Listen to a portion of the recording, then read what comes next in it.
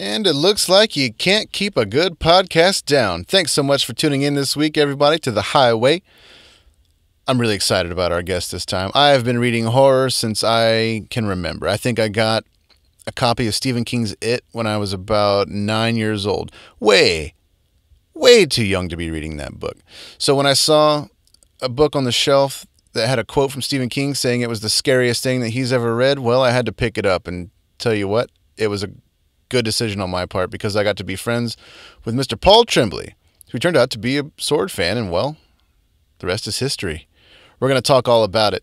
But if you like what you hear this week, you can follow where you can follow, subscribe where you can subscribe, and if you want to go a little bit above and beyond and help support us at our Patreon page at The Highway with Kyle Shutt, you can join one of our 3 patrons that we have, Mr. Bob Mavity, Mr. Mike Young, Mr. Bob Bechtal. Join up on the Patreon and you can get early access to next week's episode, fun cover songs, all kind of goofy stuff. We've got no sponsors, we've got no ads, and I like that just fine because that means we get to do things my way. The Highway.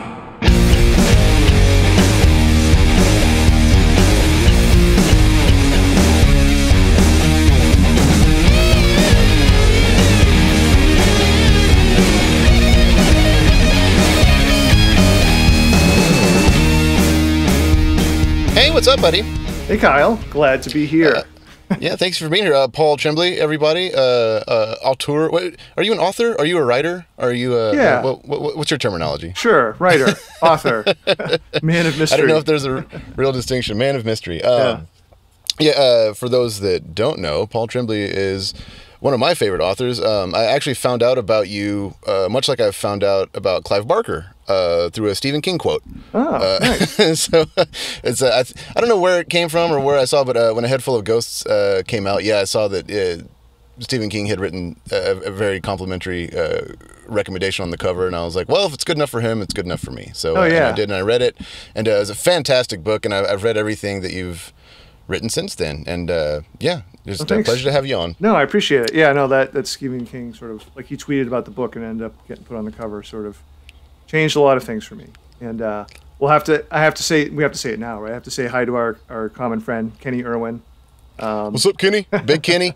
Big Kenny. Boston represent. I definitely want to ask you more about him in a minute. But the reason I brought you on, because this podcast is mostly music oriented, but in almost every one of your books, I don't know about every one, but you always have some lyric snippets before each chapter and here and there, and you are a music fan, and so I definitely wanted to just kind of ask you some music questions. But before we get into that, why don't you tell the people that might not know just a little bit more about where you came from and how you ended up writing? Sure. So you mentioned Boston. I've pretty much a hopeless lifelong New Englander. I've lived in and around Boston pretty much my whole life. And how I came to writing, I won't do the full story, but it was sort of, I guess, a little bit strange compared to, I guess, most writers, because I wasn't an English major or anything like that. I went to college, in the late 80s, early 90s. And back then, I don't know, people chose college for silly reasons, or at least I chose college for a silly reason. I liked their basketball team.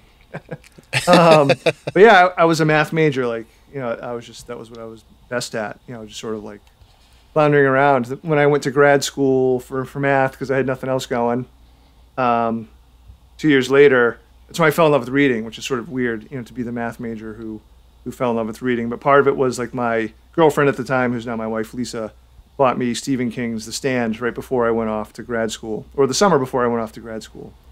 Grad school is different than college. You're not partying as much as you were in college.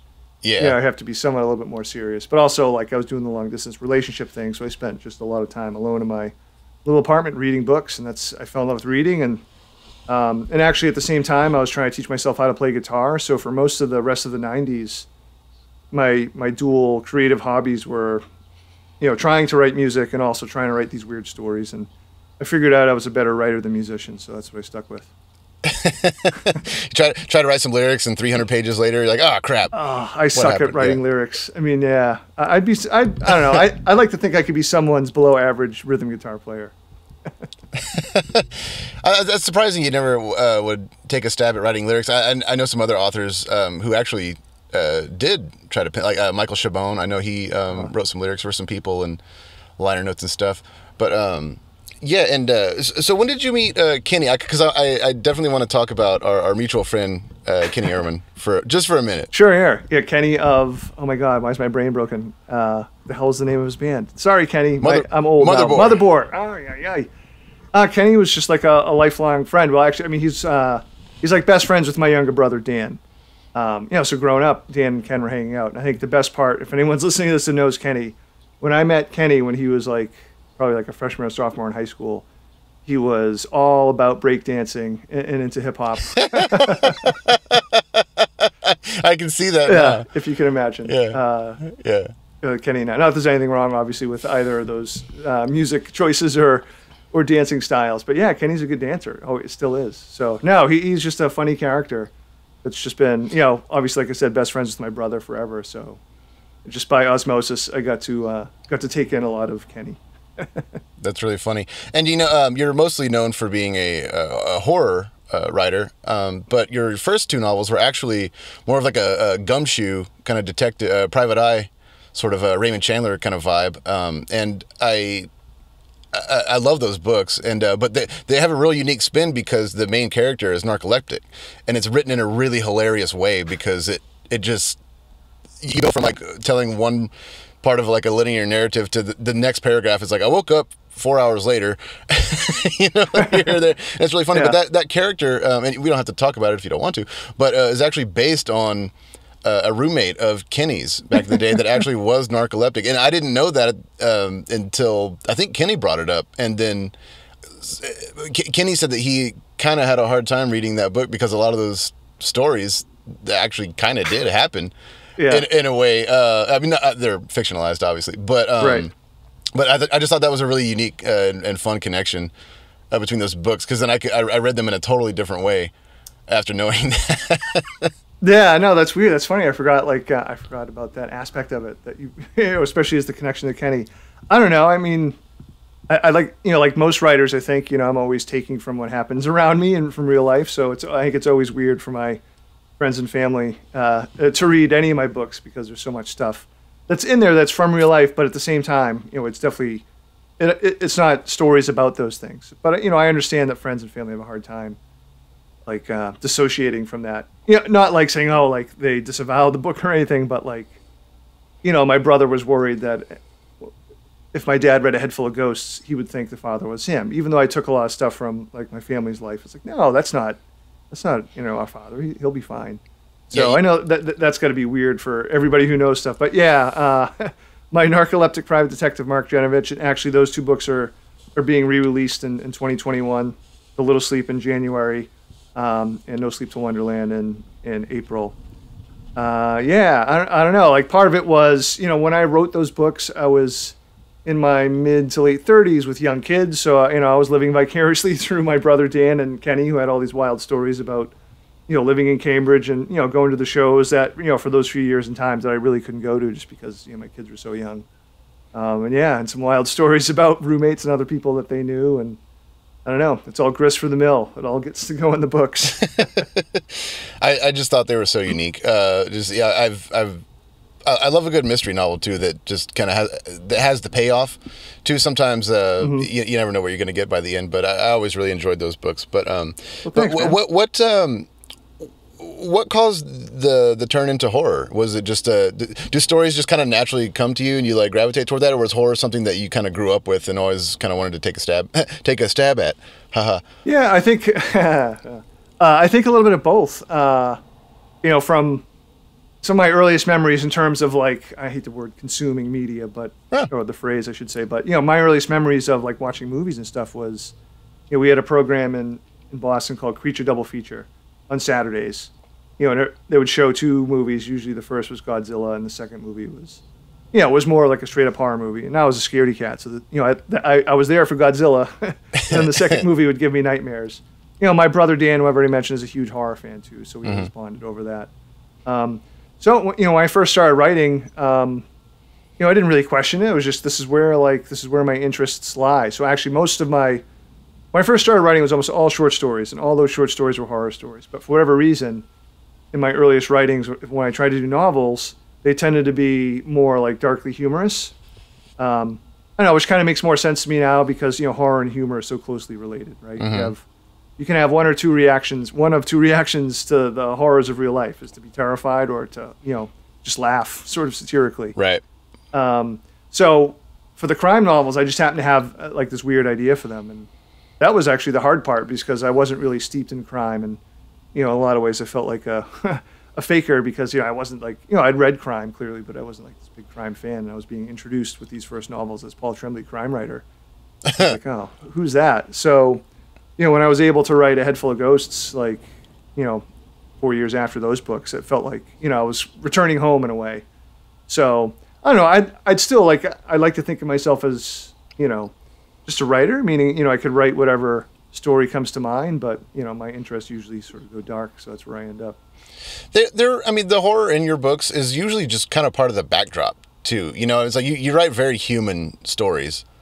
And they're definitely infused with like a lot of emotion and things like that. And it's almost like the horror itself is just it's just part of the backdrop that these people get knocked around in. I loved Cabin at the End of the World just because I like novels that take place in just one place. It's almost like a play. I could totally, like, as I was reading that book, I could totally see it being put to the stage or even the screen. Has anything been optioned for either stage or screen? Yeah, I've heard. I mean, that's so cool of you to say that. I really appreciate it. And I've never written a play, but while I was writing Cabin at the End of the World, I was sort of imagining that I was writing a play. That it's taking place in this one cabin outside of the the things they see on TV.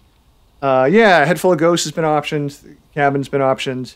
A Head Full of Ghosts is definitely the closest. I probably would have filmed this year had. Yeah. Pandemic not shut down the world. I mean, that's the smallest of problems. Consider all things considered. But hopefully in 2021, that might make it to the screen. We'll see. I don't know. The only, well, I mean, in the list of fucked up industries, I don't know. Music probably might be the top. You would probably argue, but I can't. If there's anything more screwed up than publishing, it's definitely Hollywood. So I don't know. Yeah, there's a lot more. There's I don't know there's a lot more like guidelines you have to follow within Hollywood. I feel like it's much more like controlled. Whereas I don't know about publishing, but in music, it's just you're on your own. There's no unions. There's no nothing. It's just like we're out there. It's like the Wild West. Like that. Is that kind of what publishing is like, or I have no idea how that goes. Yeah. So I mean, with my Hollywood experience is very. Somewhat limited and anecdotal, but like I had a friend, and I'm sure he wasn't the one, Chuck Wendig, who's a really good writer, who I'm sure he's not the first one to say this, but I thought this really rang true. He said in publishing, it's no, no, no, no, no, until it's yes, finally. and in Hollywood, it's the opposite. It's yes, yes, yes, yes, yes, until it's no. Like everyone, like any phone call you take with a producer, like they're your pal, they're so excited, and you get off the phone, you're like, wow, that went really well, and then like you never hear from them again. It's just so bizarre. I mean, I don't get it. So I mean, again, publishing has got plenty of its own issues, believe me. I'm fortunate to be in a place now where I feel like I'm in a much more stable place. Jesus, knock on all the woods. That more writers are stable insofar as like my editor has been there for a long time. She's not going anywhere. Like with my detective novels, I was with a different publisher, and my acquiring editor left like 6 months later, and I was basically screwed. I mean, if the editor leaves, you're sort of toast because the new editor that takes over, they're very competent editors. They're going to help your book be a better book, but they don't have a personal stake on whether it sells or not. And like most things in today's 2020 capitalist world, the sales teams get involved, etc.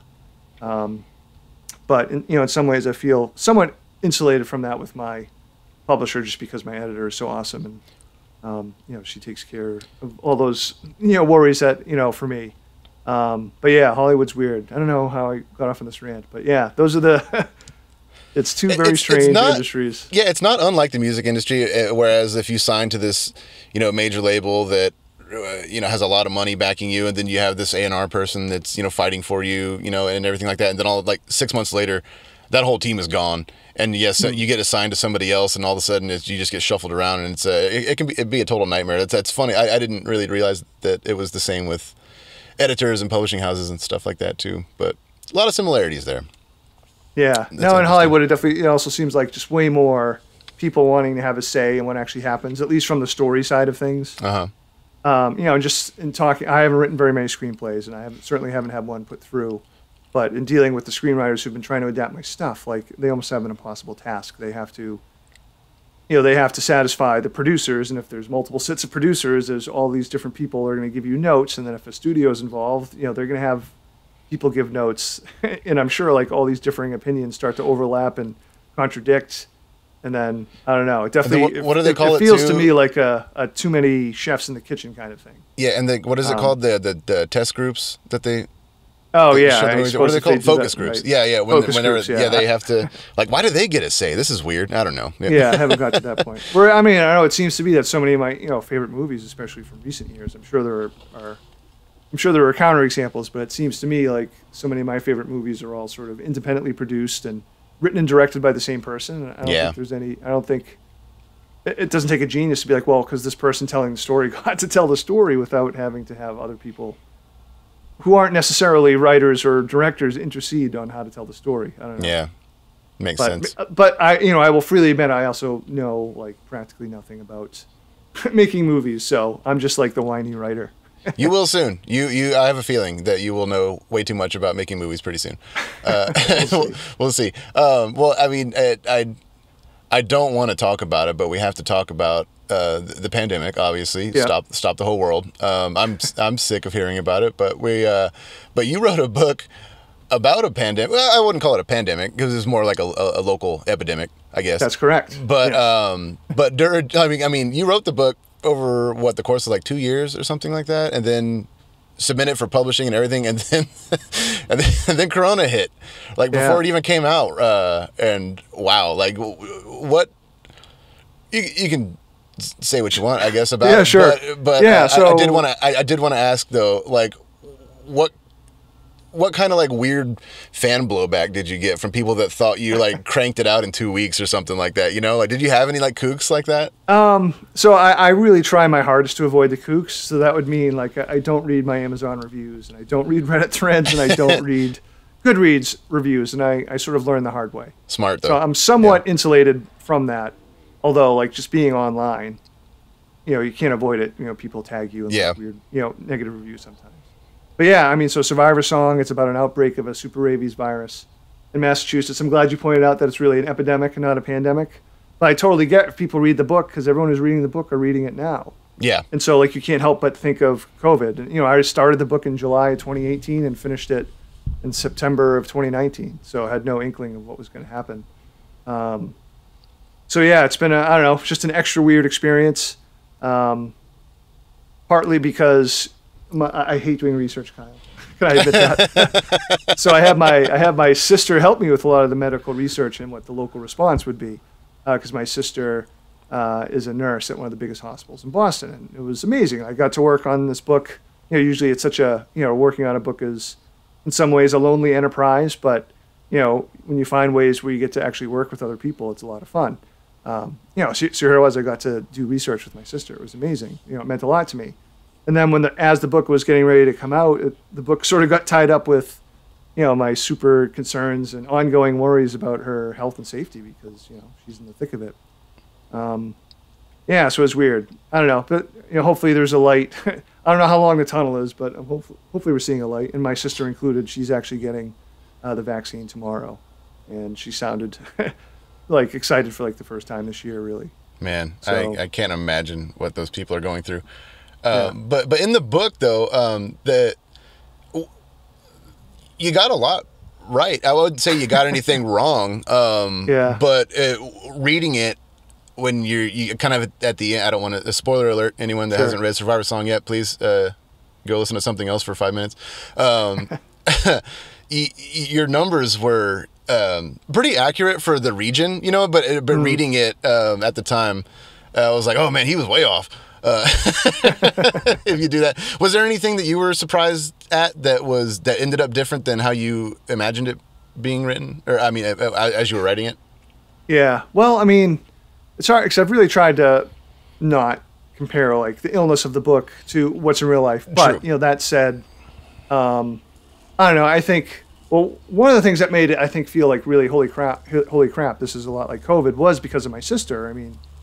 I had put in like a text exchange she and her coworkers had in the book, verbatim, in 2014, when they thought that they were going to have to take, when they thought they were going to be, all of a sudden have a swell of Ebola patients. In 2014, there was an outbreak in the U.S. and that was the first time I'd heard them talking about PPE and not having enough and not not being prepared. And I don't know. My sister and I have talked a lot about the healthcare system, so I've known for years and years, through her that it's just a shitty system and we're not prepared for something terrible to happen. So I mean, all that stuff was because of her. I mean, the two things that I quote, I guess I sort of predicted, I didn't think were hard to predict.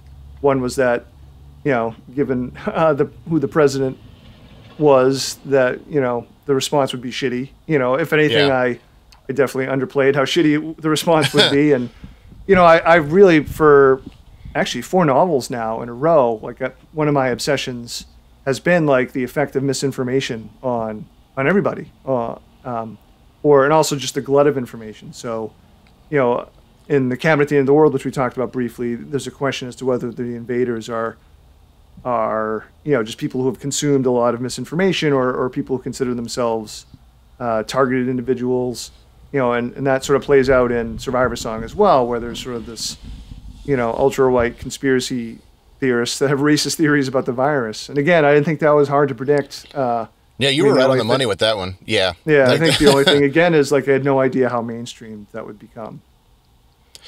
It's been really disheartening to witness, the rise of these fucking morons. I don't have a nice way to put it. But, that's fine. Thanks for talking about it.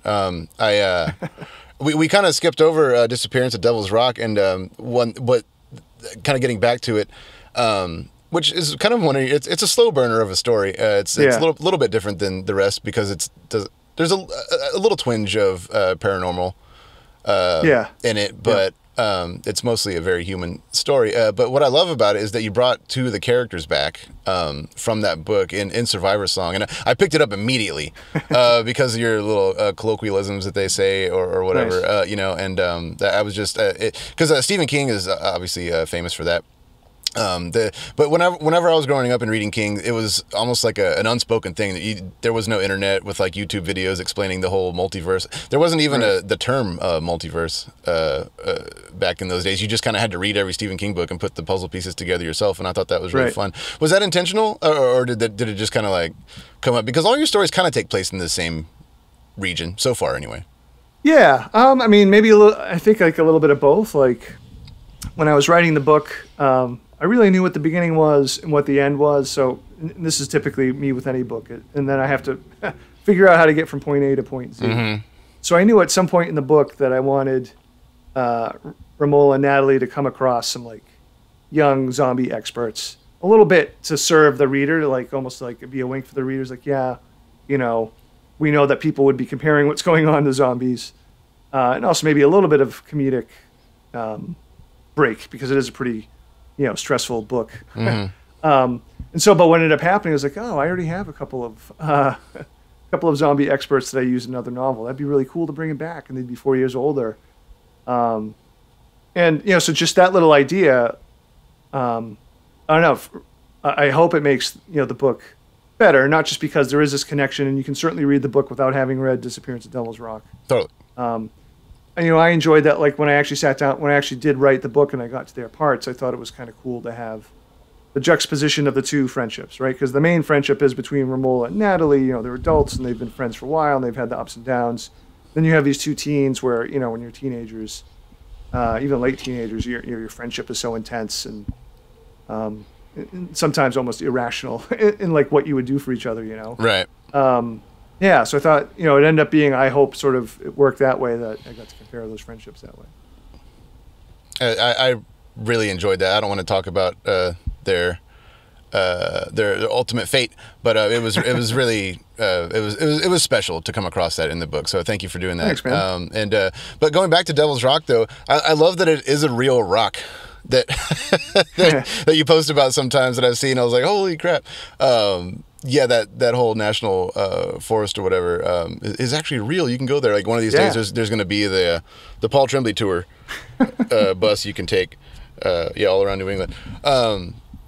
Is that cool? I mean, is that kind of I was gonna say like the towns that you write about are mostly fictitious, right? But they're just supposed to be kind of these just average, like kind of New England suburbs. Yeah, well, I mean, in some way, I would actually say no. I tend to sort of I'm sort of taking the places as are. Like I might do, like in Devil's Rock, I call the town Ames. I don't know why I changed the name, but I've basically described Easton, and the state park is in Easton. Oh, okay. But you know, I've said a few stories in Beverly where I grew up, and you know, the novel I'm working on now actually has quite a bit of a music connection to it that maybe we can talk about if you want. But you know, I've said it in Beverly and the province. Means, yeah. So no, I don't know. I love using New England. Partly it goes back to my hating research, so you know, it's a little bit easier for me to you know, to write these stories set where I live. You know, part of it is, especially if it's a horror story. I mean, New England is almost like the stereotype of horror stories. So I think in some ways you can do some fun things with reader expectations in that way. You know, you can either lean into it or you can sort of like flip it on its head or undermine it. I don't know. Man, that's interesting to hear. That's funny though. You're like that you hate doing research so much. I would think that would be the fun part, but I'm kind of I'm a homework kind of guy. Yeah. I'm just not comfortable. I don't feel like in my element. I mean, I like learning stuff. It's just, I don't know. I never learned, you know, like I said, I was a math major, so I wasn't like in classes where I had to write papers and stuff like that. So I don't know. Just the research part of it to me just feels like, I don't know if I'm doing this right. I think you're doing fine. But yeah, if you want to talk about what's coming up next, dude, I would love to hear that because I through the pandemic, obviously everybody got thrown for a loop. But I held a Kickstarter because I had always wanted to write a book called Written in Stoned, which will be coming out next year. Just as kind of a tongue-in-cheek memoir. I meant to do it much later in life, but the universe kind of forced my hand, and I don't know, I thought it'd be a good idea, but I didn't know if anybody would want to read it. So I kind of turned the tables and I kind of put it out there as a Kickstarter and just said, you know, if enough people want it, then I will write it, but I don't want to spend, you know, however long it's going to take to write this thing, and then, you know, 5 people buy it. I mean, I love you 5 people, but but you know, but people came through and so they funded it, and then I was like, fuck, I have to write a book, and so yeah, doing research on like the legalities of what I can say about other people or not, or libel or whatever, that was kind of like something that that's a slippery slope that I'm going to have to tread. But I had mentioned something to you about it. You said that your next novel was going to be in memoir form. Is that still holding true, or do you want to talk about what's coming up at all? Sure. So yeah, this book is called The Pallbearers Club. It's being written sort of tongue in cheek as a faux memoir. Because pretty early in the book, like there's a joke that this is reading like a novel as opposed to a memoir. So anyway, the main character is named Art Barbara, which is just a name that cracks me up, especially in a Boston accent, just like Art Barbara. Yeah, and that's not this character's real name. You know, he tells you this in the first page. Like this is what he's naming himself for this, you know, quote unquote memoir, which is very loose stand-in for me. So. I don't know. It's been kind of fun to write, which makes me a little scared because, you know, maybe that's a bad sign. But, you know, so it's much different than the last 2 novels, which, you know, we talked about were like much tighter time constraints. And this starts in like 1988. It'll go up to about maybe like 2018-ish. But basically, it's a story of this guy, you know, who was a loser in self-identifying loser in high school. And he started this weird pallbearers club as a way to get extracurricular activities for his college applications. So, like, he and whoever else he could get to go with him would volunteer at a local funeral home to serve, like, wakes and funerals for homeless or elderly that don't have a lot of living relatives.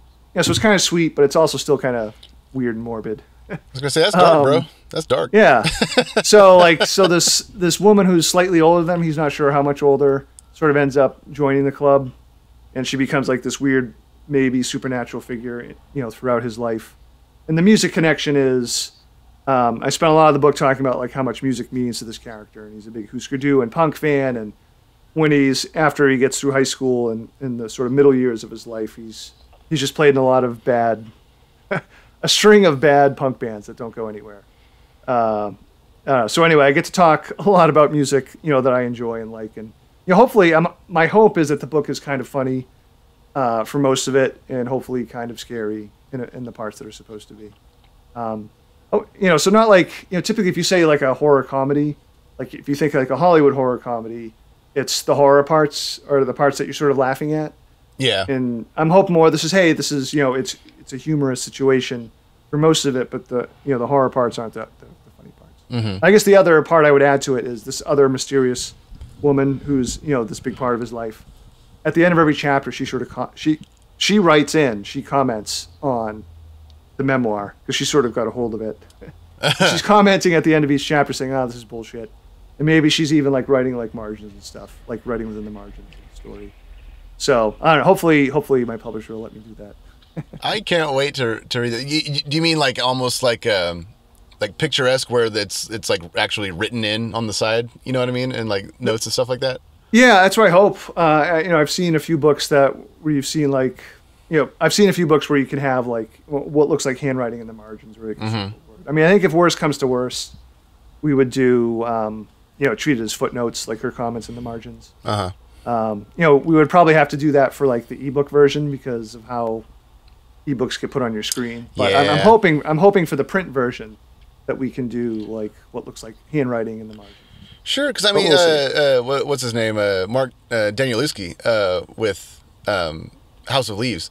Yeah, I mean that book was crazy. I mean, you could print anything. It should be able to be done. Yeah. It's just a matter, I guess, how much work they want to put in design. Yeah. You should totally fight for that. I think it would add a nice touch. That's cool. I can't wait to read this book. I think it's going to be amazing. Thanks. Yeah. It won't be out till 22. It's due to my publisher in May. I think I'm like 2/3 of the way through, so time-wise, I feel okay. Awesome. I'm not panicking yet, but yeah. That's rad. So how about you? Have you started? Can I ask? Have you started the memoir? I have started the memoir. I realized very quickly that it is a lot harder to write a book than it seems, and also I sort of gave myself a page limit and a word limit, and thinking that would. I would like hit that goal and have a book, but I'm quickly realizing that it's going to take much more than that to pare it down to that limit. So I'm basically, I sort of started trying to write it as it would read, but I threw that out the window and just started throwing words on the page, and I'll just go back and comb over it later. So I'm doing the first draft right now. I'd like to, I'm definitely the least famous person to ever try to write a memoir. So I want to make it just kind of fun. And I don't take myself too seriously, but I do have a lot of crazy stories, and I have a unique take on the music industry because every band does it differently, and this is very much just my 25% point of view from this one band that was around during this really weird time for a long time. So it's I have a lot to say. I just don't know exactly how it's going to end up yet. So yeah, I'm in the process of doing that. Nice.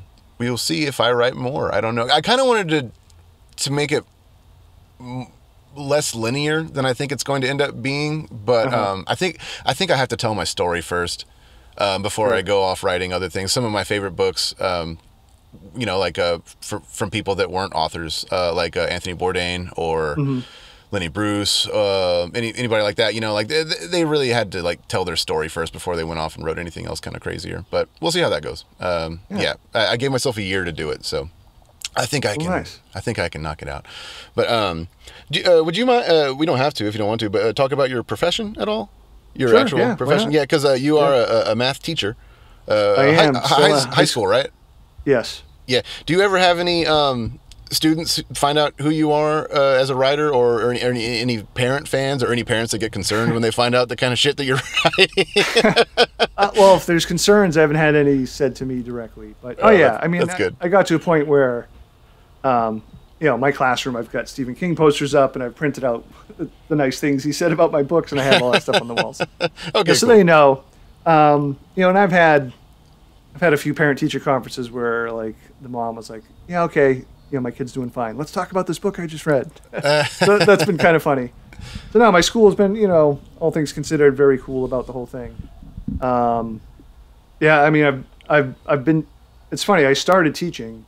When I started teaching, I started writing. So, like, they're both so like intertwined to me. I do have the goal of probably writing full time at some point, maybe even soon. But part of me is a little bit scared to not have that safety net, because I think one of the things when I talked about not really having to worry about like the sales teams and stuff like that earlier, I mean, part of it is in the back of my head, I always like, you know what, I have this job as a teacher. It gives me my shitty health insurance. I can write what I want to write, not what like I would maybe feel pressured into because I needed to put like, you know, food on the table or pay a mortgage bill, you know what I mean? And that's no shade at writers who, you know, are making a living solely on their writing. To me, like I greatly admire them. Like I honestly don't know if I could handle that pressure.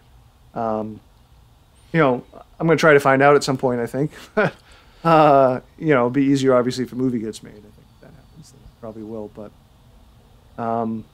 yeah, so I don't know. I mean, I like teaching, you know, I like writing too. It is getting a little bit harder to juggle both as things get busier, but yeah, being a math teacher too, it's not like you're an English teacher that also writes books. It's like that has to be like a real break, like a mental like separation for you, just like going from numbers to words. Yeah, no, I do think that's actually very helpful because I don't, you know, it's not that I'm not tired when I come home from school, but you know, I've used probably a different part of my head, you know. You know, I can just even like in my brief experience, like more than a decade ago, of being like a slush pile editor, they call it in a magazine, where you read, you know, stories that people submit. You know, that was hard. That was like using the same writing part of my brain, you know. And I was like, okay, I've read all these crappy stories. You know, some of them are really good. Now I have to go try to write. In one sense, it was a great lesson for me as a writer to learn not only what worked as a story, but what didn't work by reading other people's mistakes. But yeah, but if, you know, if I was doing that every day, you know, with high school kids, I think that would be tough. Yeah, I bet. I mean, yeah, I've never written before, so I'm kind of learning that right now. Where I'm like, shit, is this even going to be good? I don't know. I really need an editor because at first I was like, I'll just, you know, I had somebody because the book's about weed. I was like, I'll have an editor in Keith. This will be funny, but no, I really think I need a real editor to help me through this. Well, I mean, yeah, I think, sure. I mean, I think your instinct is right. I mean, obviously you're a creative guy, so I think that's more than half the battle. Like I never learned how to write. I learned by reading a ton of books and just sort of doing it. And totally, yeah, exactly. And doing it again. Yeah, I would recommend, since it's a little bit of a weed book, like a friend of mine, Mark Haskell Smith, is a wonderful writer. He wrote, I'm going to space on the name of his book. I'm such an asshole. Well, he wrote a book about going, like, investigating nudist sort of places, which was really funny, called Naked at Lunch.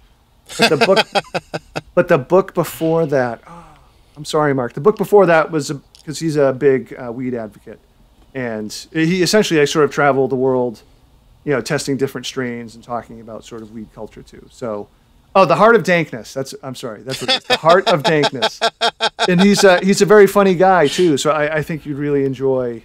It's not quite a memoir, but it is sort of a memoir of his sort of year and a half, 2 years, you know, just going around. I'm going to read that book. That sounds amazing. The weed thing is funny because it's almost legal everywhere now, or even like decriminalized in most places. And when we grew up, you had to get on a bus and go meet some, dude named Claydell. And you got a $10 bag of mostly seeds and stems. And it's just, you end up in such sketchy situations that you would never have to end up in if everything was just legal. It's a plan, for Christ's sake. Yeah.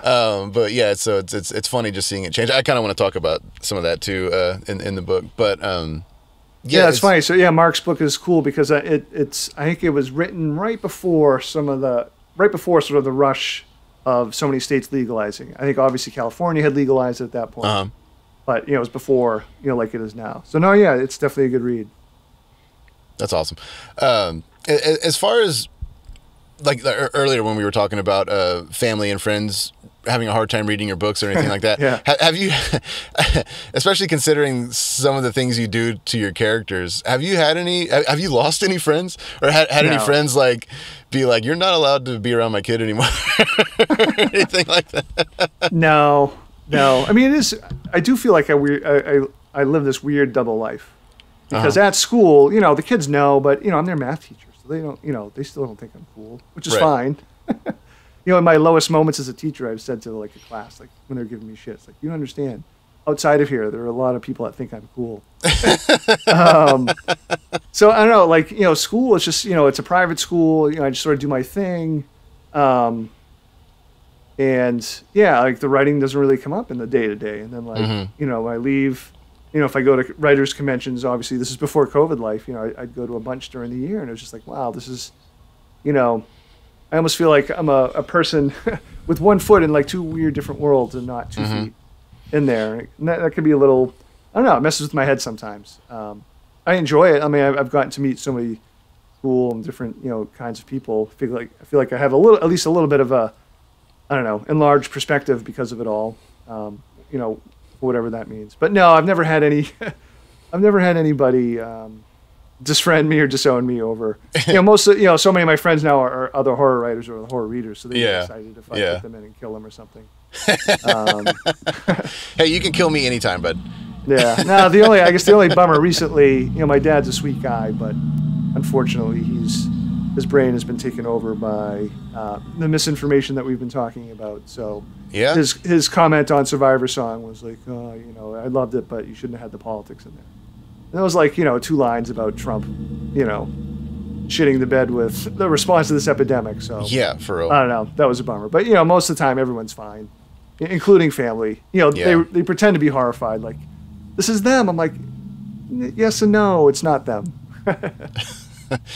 Man, sometimes I wonder, like, as we get older, do we just get dumb at some point? Is there a switch that flips and all of a sudden you just turn into a complete moron? I hope not. I like to think that we'll all still have it at that age. Yeah, but. I mean, it's such a bigger top. Like, I think obviously in this country, religion is if not the problem, a problem. Yeah. And maybe granted, this is reflecting my personal biases, but I don't know. Like, after I got to go, and I'm sure you've been with the band, like when I got to go to England for the first time, just talking to Europeans in general, like face to face, it sort of occurred to me, it's like, holy crap, I live in a really like religious country. Like, I never viewed it that way because I just don't, I don't do religion. I don't go to church on Sundays, and my kids aren't baptized, and it's just not a part of our lives. But just to like step out of the country and just hear the conversation, whether it be political or cultural, from another Western country, but that's just not the U.S. So it just really made me step back and go, wow, it's like there's a part of this country that's like the Taliban. It's crazy that more people the American don't version see of it the for Taliban. what it is. Yeah, absolutely. And just because it's like the word cult gets thrown around, but it's a cult just like anything else. It just happens to be the biggest cult in the world. And when you're in that cult, it's like people just turn a blind eye to that fact. They're like, no, but we all believe that. It's like, yeah, well, it's just you're all crazy. Like, obviously there were responsible people who practice religion. Some of my best friends are religious, but it's kind of like. But in terms of like how it's the tentacles are just so warped. Yeah. Sort of the values of America, and how it gets taken advantage of to political agendas. It's just horrifying and frightening, and I don't know what the solution is. Besides me moving to another country. I don't like to demonize things because it's like, I mean, don't get me wrong, like fuck the police and all that, but I do like the idea of cops, and I do enjoy police stories and things like that, but the real police, I'm like, but like with religion, it's like I do really enjoy the imagery, and you can't knock the huge influence it's had on art and culture and everything worldwide. But then when it gets taken past the point of a healthy guide to help you get through life to a final truth, it just becomes a real problem. Yeah, like again, I don't mean to denigrate things. No. It's just more. Like what you're saying. It's how we feel. Like the problem is when it turns to governance. Like there should be no role for religion within governance. And that should just be an obvious thing, and it's not. Yeah. Where would you move if you could go right now? Where would you go? I've been trying to talk my wife into New Zealand, but realistically, that's really far away. It's windy too. I don't like the wind. most of my friends and family live in this area, and I'm like, well, Ireland is like a short 4-hour flight from here. That sounds that'd nice. be manageable. And you don't have to pay taxes there as an artist, so really? You keep all your money. Yeah. That's why Bono has so much money to give, is because he doesn't pay a lick of tax. Yeah, I would go to Spain in a heartbeat right now. Like, that was always my backup plan, is to sell everything, move to Spain, and you can't even do that now. Fine, whatever. Well, we'll get there one day. One of my high school regrets was taking French because when I was in middle school, the scariest teacher in the school was the Spanish teacher. She was like the teacher that would yell at you and twist your ear and stuff like that. I was like, oh, I'm not taking Spanish. So, I wish.